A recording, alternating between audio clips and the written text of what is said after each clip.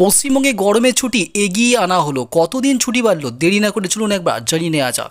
সরকারি স্কুলের শিক্ষক ও পড়ুয়াদের জন্য কিন্তু দারুণ খবর। এই বছরের গরমের ছুটি অনেকটা এগিয়ে আনা হলো, এমনটাই শোনা যাচ্ছে। কেন গরমের ছুটি বাড়ানো হলো আর এই ছুটির ফলে কতটা সুবিধা হবে, এইসব নিয়ে বিস্তারিত জানাবো আজকে আপনাদের।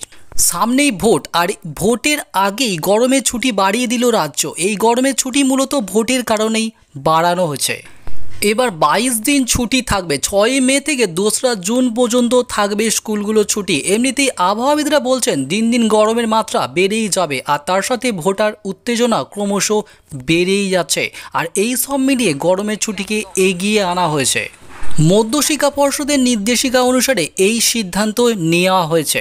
একদিকে ভোট আর একদিকে গরম, এই দুই কারণেই 6 মে থেকে সব সরকারি স্কুলগুলোতে ছুটি পড়ে যাবে, আর সেটা একেবারে টানা 22 দিন ছুটি পাওয়া যাবে।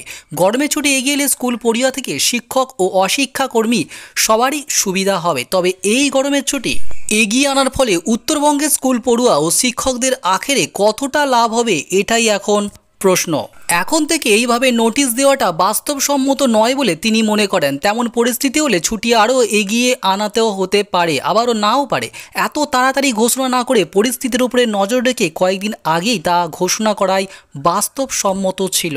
19 এপ্রিল থেকে রাজ্যে প্রথম দফায় ভোট। প্রথম দফার জন্য 16 এপ্রিল থেকে 20 এপ্রিল কোচবিহার, আলিপুরদুয়ার ও জলপাইগুড়ি সব স্কুল বন্ধ থাকবে।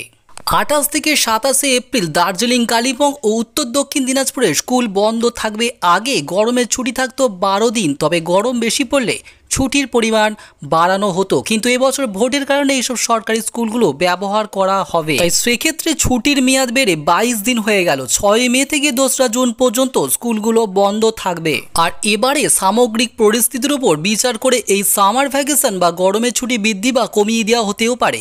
আর এবার দেখার অপেক্ষা যে 2রা জুন স্কুল খোলা হবে নাকি বিগত বছরগুলোর মতো আরও এই ছুটি বাড়িয়ে দেওয়া হতে পারে, নাকি সেই দিকেই নজর সকলের। আর এই ছুটির কথা শুনে খুদেরা সবাই খুব খুশি হয়েছে। এই গরমের ছুটিতে আপনারা কোথায় বেড়াতে যাবেন নিচে কমেন্ট করে অবশ্যই জানাবেন।